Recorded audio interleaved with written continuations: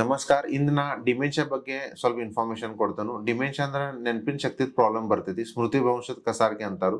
ನಾ ಅಂದ್ರ patient relatives ಹೆಸರು ನೆನಪು ಬರೋದಿಲ್ಲ. ಚಹಾ ಕೊಟ್ಟರು ಮತ್ತೊಮ್ಮೆ ಚಹಾ ಬೇಡ್ತಾರು. ಊಟ ಕೊಟ್ಟರು ಮತ್ತೊಮ್ಮೆ ಊಟ ಬೇಡ್ತಾರು. ಹೊರಗೆ ಹೋದ್ರೆ ಮನೆ ಹಾದಿ ಗುರುತಾಗೋದಿಲ್ಲ. ಚಪ್ಪಲ್ ಎಲ್ಲಿ ಇಟ್ಟಾರ ಗುರುತಾಗೋದಿಲ್ಲ. ಚಸ್ಮಾ ಎಲ್ಲಿ ಇಟ್ಟಾರ ಗುರುತಾಗೋದಿಲ್ಲ. ಮತ್ತೆ ಯಾವಾಗ ಅವ್ರು ಅರ್ಬಿ ಒಳಗೆ ಒಂದಕ್ಕೆ ಸಂಡಾಸದ್ದು ಆಕೈತಿ. ಯಾವಾಗ ಸಂಶಯ ಹಿಡಿತಾ ಯಾರೇ ಮಾತಾಡ್ರೆ ನನ್ನ ಬಗ್ಗೆ ಮಾತಾಡ್ತಾರೆ ಹಿಂಗೂ ಅನಿಸ್ತೈತಿ.